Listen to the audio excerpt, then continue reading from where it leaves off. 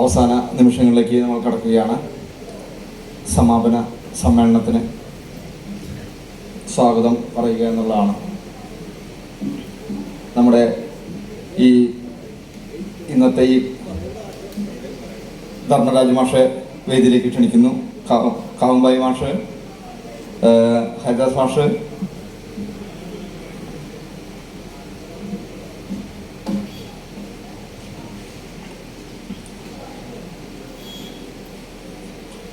ഇന്നത്തെ ഈ കുടുംബസംഗമം ഏറ്റവും വിജയകരമായിട്ടുള്ള രീതിയിലാണ് ഇതുവരെ നടന്നു വന്നിട്ടുള്ളത്. ഒരു രേഖപ്പെടുത്താവുന്ന സെക്യുലർ ഫോറത്തിൻ്റെ ഇതിനു മുമ്പുണ്ടായിട്ടുള്ള പരിപാടികൾ പോലെ തന്നെ എന്നും രേഖപ്പെടുത്താവുന്ന ഒരു വിജയമായിരുന്നു പരിപാടി. ഇതിൻ്റെ അവസാന നിമിഷങ്ങളിലേക്ക് നമ്മൾ കടക്കുകയാണ്. ഈ സമാപന സമ്മേളനത്തിൻ്റെ അധ്യക്ഷനായിട്ട് നമുക്ക് കാവുമ്പായി മാഷാണ്. നമുക്കെല്ലാവർക്കും അറിയാം, പരിഷത്തിൻ്റെ മുൻ സംസ്ഥാന പ്രസിഡന്റായിരുന്ന മാഷ്. തൃശ്ശൂർക്കാർക്ക് പരിചയപ്പെടുത്തേണ്ട ആവശ്യമില്ല. മാഷെ ഹൃദയപൂർവ്വം ഈ വേദിയിലേക്ക് സ്വാഗതം ചെയ്യുന്നു. സംഗമത്തിൻ്റെ പ്രഖ്യാപനം നടത്തുന്നത് ഡോക്ടർ VS പ്രവിതയാണ്. അധ്യാപികയായുള്ള പ്രവിത ടീച്ചറെ ഹൃദയപൂർവ്വം സ്വാഗതം ചെയ്യുന്നു.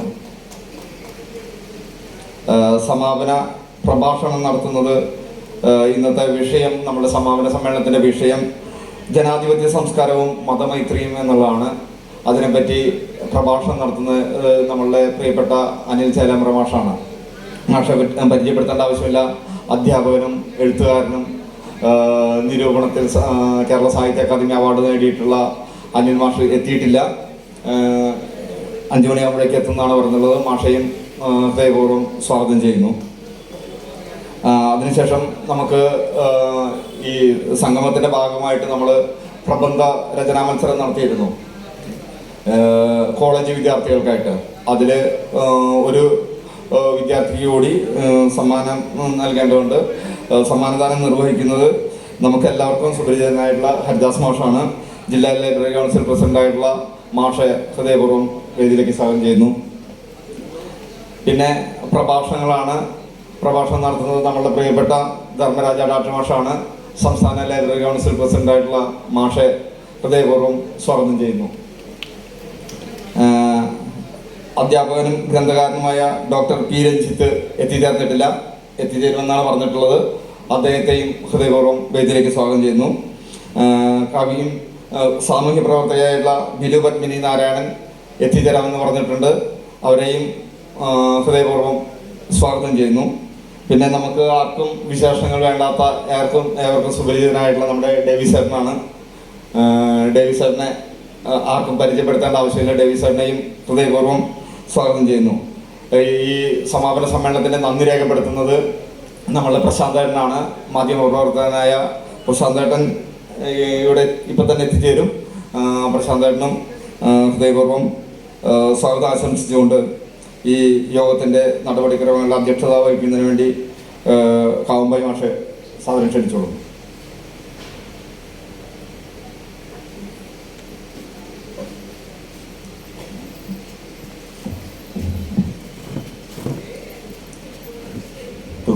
പ്രിയമുള്ള, ഇന്ന് രാവിലെ മുതൽ ആരംഭിച്ച സെക്യുലർ കുടുംബ സംഗമത്തിൻ്റെ സമാപന യോഗമാണിത്. രാവിലെ മുതൽ നിറഞ്ഞ സദസ്സിലായിരുന്നു പരിപാടികൾ നടന്നത് എന്നാണ് ഞാൻ മനസ്സിലാക്കുന്നത്. ഇത്തരം കാര്യങ്ങളോട് നമ്മുടെ സമൂഹത്തിനുള്ള താല്പര്യവും അത്തരം മൂല്യങ്ങൾ സംരക്ഷിക്കാനുള്ള അവരുടെ അഭിനിവേശമൊക്കെ ഈ സാന്നിധ്യത്തിലുണ്ട് എന്നാണ് ഞാൻ മനസ്സിലാക്കുന്നത്.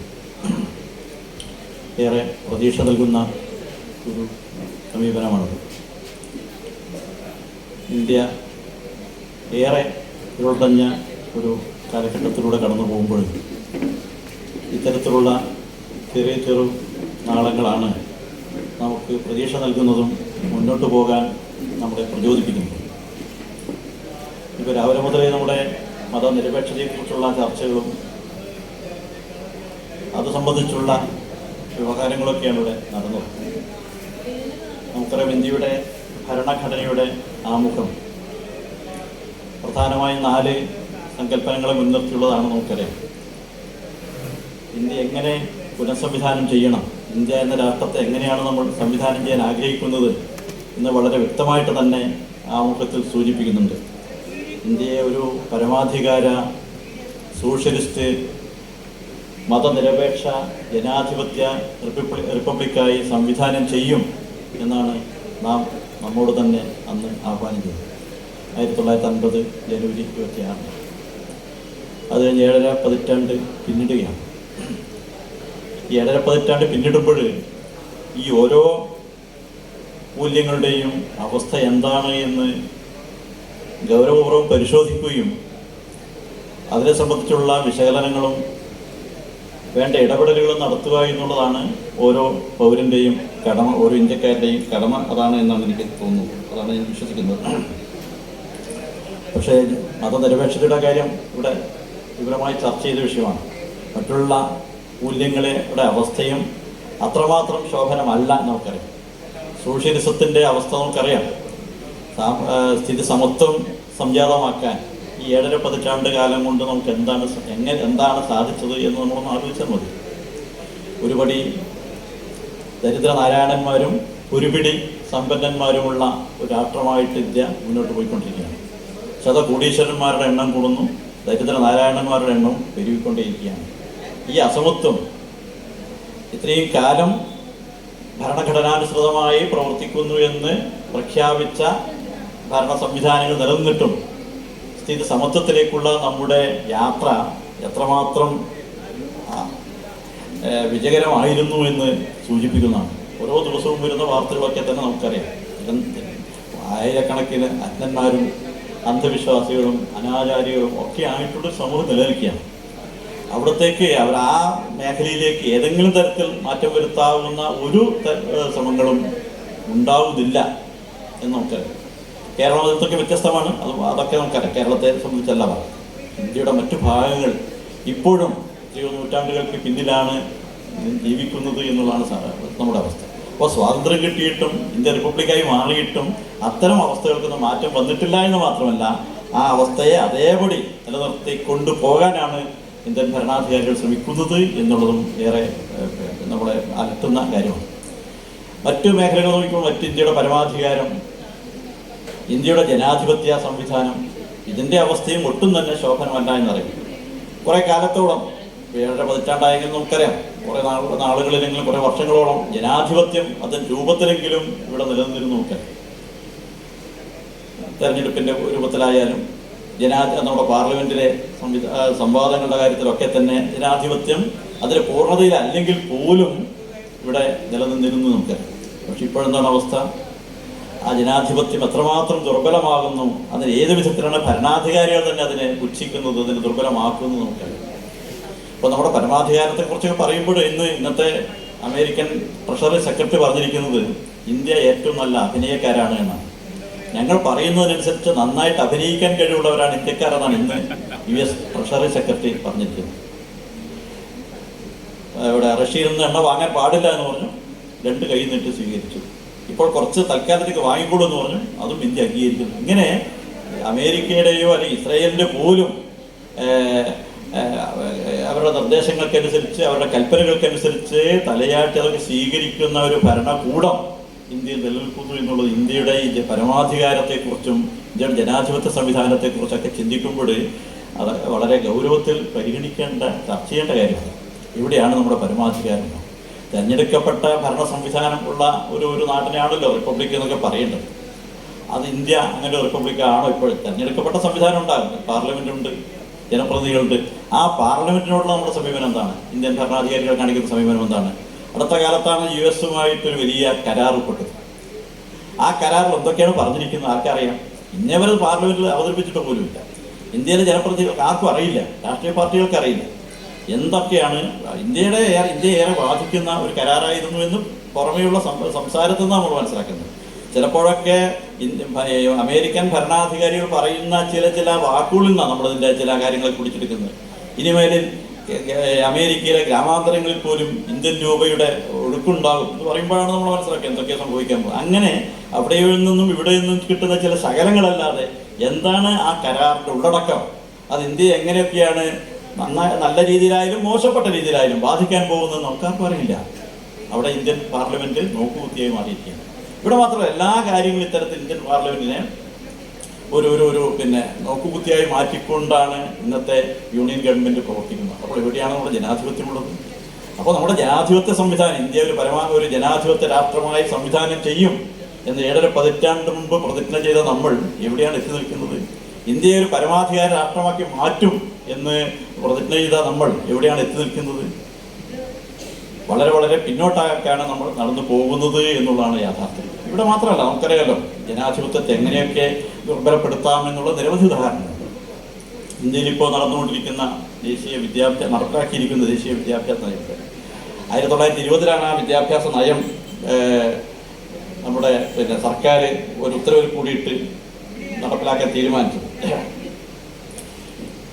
ഈ വിദ്യാഭ്യാസ നയം ഇന്ത്യയിലെ 3ാമത്തെ വിദ്യാഭ്യാസ നയമാണ്. 1966 ആദ്യത്തെ വിദ്യാഭ്യാസ നയം ഉണ്ടാകുന്നത്. ഇന്ദിരാഗാന്ധിയാണ് അത് പ്രഖ്യാപിക്കുന്നത്. അത് DS കോത്താരി എന്ന് പറയുന്ന വിഖ്യാതനായ വിദ്യാഭ്യാസ പ്രവർത്തകൻ, സയന്റിസ്റ്റ്, അങ്ങനെ പല മേഖലകളിലും അദ്ദേഹത്തിൻ്റെ പ്രാഗൽഭ്യം തെളിയിച്ച ഒരാളായിരുന്നു കോത്താരി. ആ കോത്താരിയുടെ നേതൃത്വത്തിലായിരുന്നു ആദ്യത്തെ വിദ്യാഭ്യാസ കമ്മീഷനെ നിയോഗിച്ചത്. അങ്ങനെ നിയോഗിക്കാൻ തന്നെ കാരണം ഇന്ത്യൻ പാർലമെന്റിൽ അന്നത്തെ കോൺഗ്രസ് കക്ഷിയിൽപ്പെട്ട ഒരു അംഗം, കോൺഗ്രസ്സാണ് ഭരണകക്ഷിയാണ്, ആ ഭരണകക്ഷിയിൽപ്പെട്ട ഒരു അംഗം വളരെ നിശിതമായിട്ട് അന്നത്തെ വിദ്യാഭ്യാസ രംഗത്തെ പ്രവർത്തനങ്ങളെ വിമർശിക്കുന്നുണ്ട്. ഇന്ത്യയുടെ വിദ്യാഭ്യാസം നേരായ രീതിയിലല്ലാതെ കോൺഗ്രസ്സുകാരനായി വിമർശിക്കുന്നവരാണ്. അതിൻ്റെ അടിസ്ഥാനത്തിലാണ് ഇന്ത്യയിലെ വിദ്യാഭ്യാസം എങ്ങനെ ആയിരിക്കണം എന്ന് തീരുമാനിക്കാൻ വേണ്ടിയിട്ട് നിർദ്ദേശങ്ങൾ സമർപ്പിക്കാൻ വേണ്ടി കമ്മീഷൻ വെക്കുന്നത്. അങ്ങനെയാണ് കോത്താരി വെക്കുന്നത്. ആ കോത്താരി 2 വർഷത്തോളം 64 നിയോഗിക്കുന്നത്, 66 അവർ റിപ്പോർട്ട് സമർപ്പിക്കുന്നത്. 2 വർഷം സമയമെടുത്തുകൊണ്ടാണ് റിപ്പോർട്ട് ഉണ്ടാക്കുന്നത്. 2 വർഷം അത് കേവലം 2-3 പേര് കൂടി ഇരുന്ന് എഴുതി തയ്യാറാക്കുകയല്ലേ ചെയ്തത്. 9000-ഓളം പേരുമായിട്ടാണ്, 9000 ചെറിയ സംഖ്യയല്ല, 9000-ഓളം പേരുമായിട്ട് ചർച്ച ചെയ്തിട്ടാണ് ആ നയം അവർ രൂപപ്പെടുത്തിയത്. മാത്രമല്ല 2400-ഓളം മെമ്മോറാണ്ടങ്ങൾ അതിനുവേണ്ടി അവർ സ്വീകരിച്ചു. ഇങ്ങനെ വളരെ വിശദമായി ഇന്ത്യയിലെ മുഴുവൻ ജനവിഭാഗങ്ങളുടെ അഭിപ്രായങ്ങൾ കേട്ടുകൊണ്ടാണ് കോത്താരി ആ റിപ്പോർട്ട് തയ്യാറാക്കിയത്. കോത്താരിയുടെ റിപ്പോർട്ടാണ് 66 ഇന്ദിരാഗാന്ധി പ്രഖ്യാപിക്കുന്നത്. വിദ്യാഭ്യാസവും ദേശീയ വികസനവും എന്നാണ് പേരിട്ടത്. ആ നയം ദേശീയ പ്രസ്ഥാനത്തിൻ്റെ എല്ലാവിധത്തിലുള്ള ആശയപരമായ മൂല്യങ്ങളെയും ഉൾക്കൊണ്ടുകൊണ്ടുള്ള ഒരു നയമായിരുന്നു. നമ്മുടെ മതനിരപേക്ഷതയുണ്ട്, ജനാധിപത്യമുണ്ട്, ദേശീയതയുണ്ട്, ഒക്കെയുണ്ട്. ഇന്ത്യൻ ദേശീയ പ്രസ്ഥാനം ഉയർത്തിയ എന്തൊക്കെ ആശയങ്ങളാണോ പിൽക്കാലത്ത് ഇന്ത്യയുടെ മുന്നോട്ട് പോക്കിന് ആധാരമായി തീരേണ്ടത്, അത്തരത്തിലുള്ള ആശയങ്ങളൊക്കെ ഉൾക്കൊള്ളിച്ചുകൊണ്ടാണ് കോത്താരി തൻ്റെ റിപ്പോർട്ട് തയ്യാറാക്കിയത്.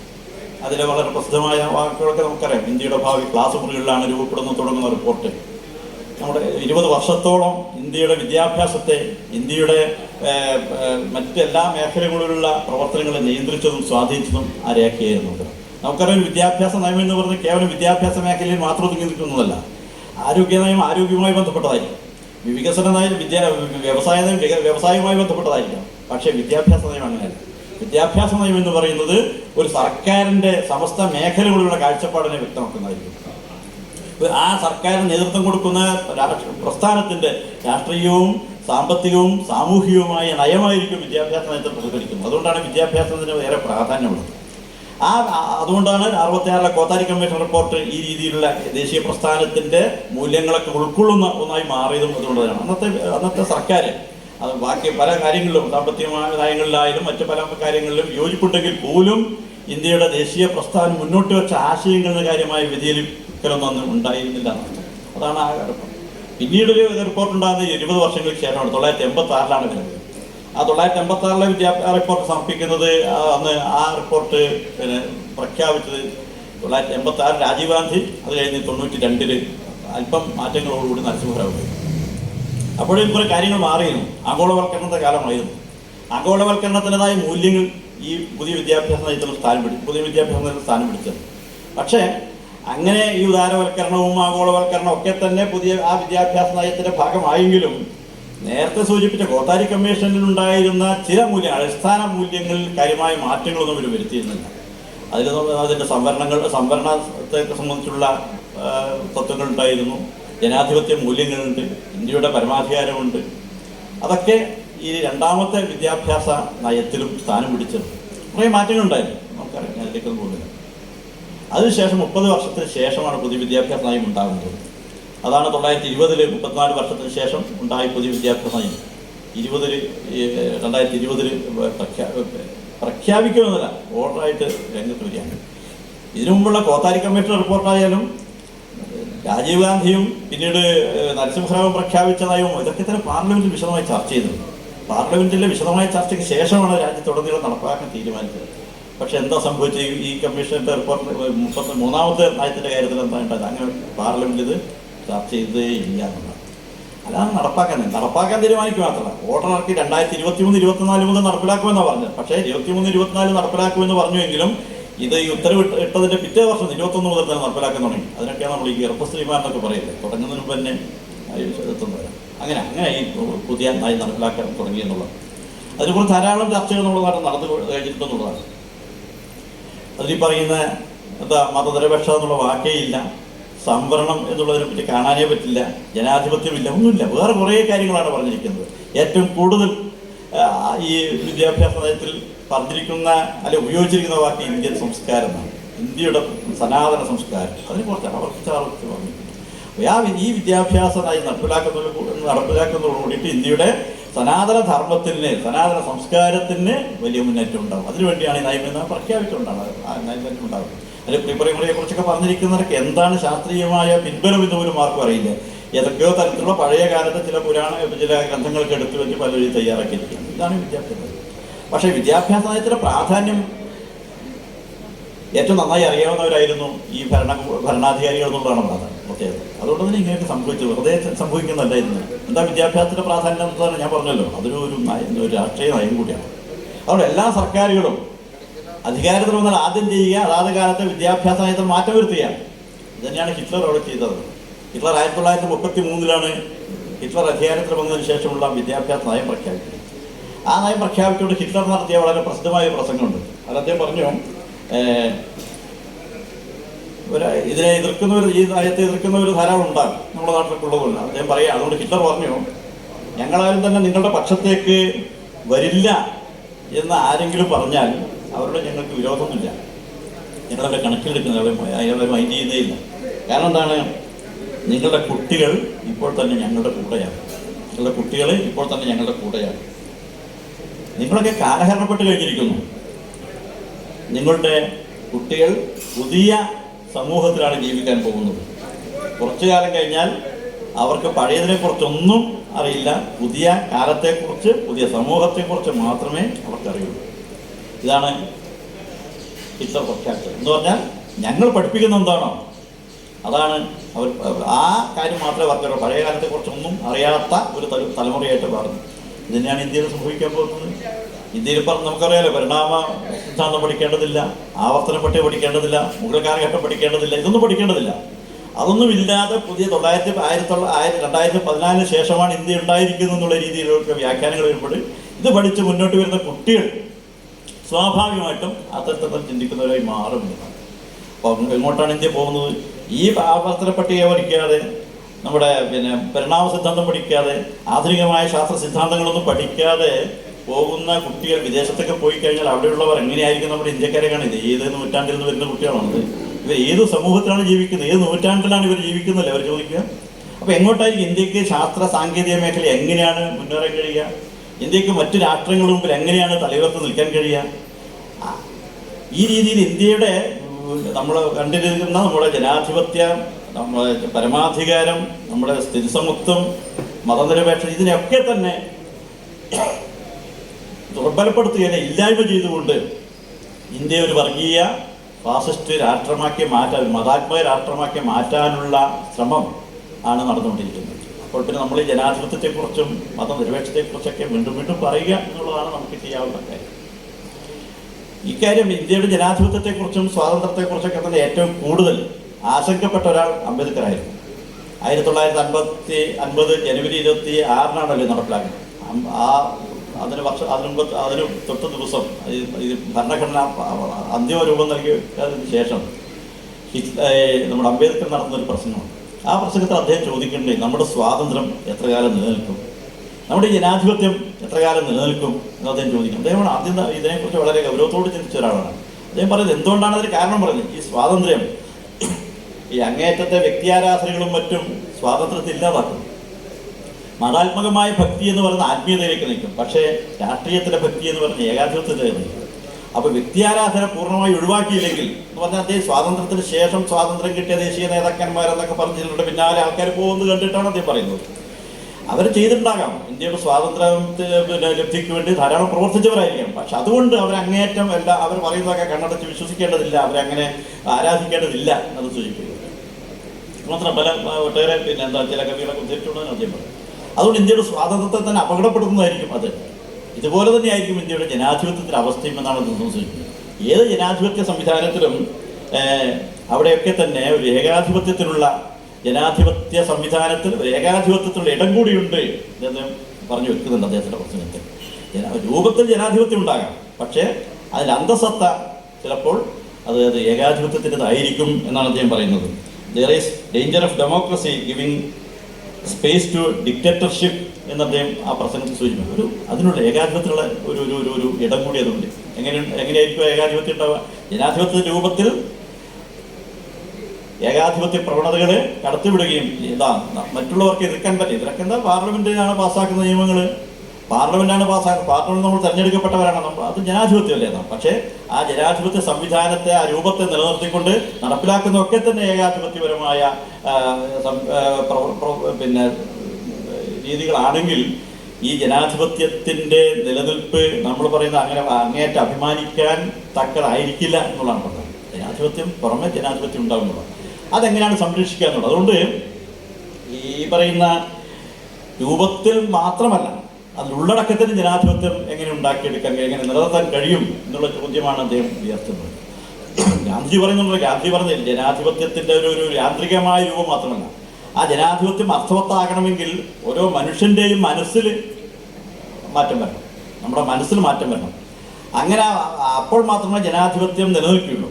അവിടെ അദ്ദേഹം അംബേദ്കറാണ് സൂചിപ്പിക്കുന്നത്, നമ്മുടെ സാമൂഹികമായ ജനാധിപത്യം ഓരോ പൗരൻ്റെയും ജീവിതത്തിൻ്റെ ഭാഗമായാൽ മാത്രമേ ഈ രാഷ്ട്രീയമായ ജനാധിപത്യം നിലനിൽക്കുകയുള്ളൂ എന്ന് അദ്ദേഹം സൂചിപ്പിക്കുന്നത്.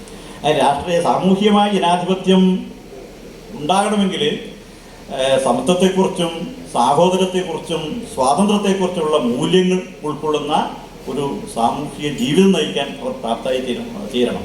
സമത്വം, സാഹോദര്യം, സ്വാതന്ത്ര്യം, ഈ 3 മൂല്യങ്ങളും ഉൾക്കൊണ്ടുകൊണ്ട് ജീവിക്കുമ്പോൾ മാത്രമാണത് സാമൂഹിക ജനാധിപത്യമായി മാറുകയുള്ളൂ എന്നും ആ സാമൂഹ്യ ജനാധിപത്യം വളർത്തിയെടുക്കാൻ കഴിഞ്ഞാൽ മാത്രമേ നമുക്ക് നമ്മുടെ ജനാധിപത്യത്തെ സംരക്ഷിക്കാൻ കഴിയുള്ളൂ എന്നും അദ്ദേഹം പറഞ്ഞു.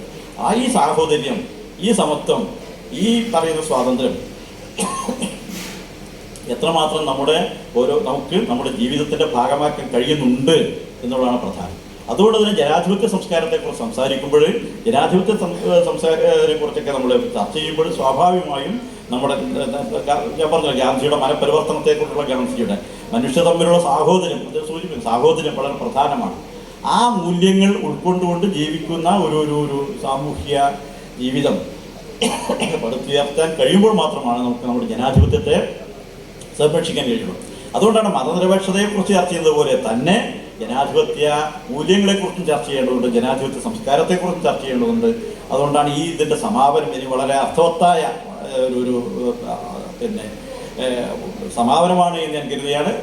അവിടെ നിന്ന് തുടങ്ങി ഇവിടെ എത്തുമ്പോൾ ഇതിൻ്റെ ഒരു സാഫല്യം എന്നുള്ളത് ഈ പറയുന്ന ജനാധിപത്യ സംസ്കാരം കൂടി വളർത്തിയെടുക്കുന്ന തരത്തിൽ അതിനുവേണ്ടിയുള്ള ചർച്ചകളിൽ കൂടി ഇന്നത്തെ ഈ സെഷൻ അവസാനിക്കുന്നത് വളരെ സാർത്ഥകമായ ഒരു സമാപനം തന്നെയാണ് എന്ന് ഞാൻ കരുതുകയാണ്. എന്തായാലും ഈ വിഷയത്തെക്കുറിച്ച് വളരെ വിശദമായിട്ടും ആധികാരികമായിട്ടും സംസാരിക്കാൻ ഞാൻ ഉടനെ തന്നെ എത്തിച്ചേരും എന്ന് തന്നെയാണ് ഞാൻ കരുതുന്നത്. എൻ്റെ വാക്കുകൾ അവസാനിപ്പിക്കുകയാണ്.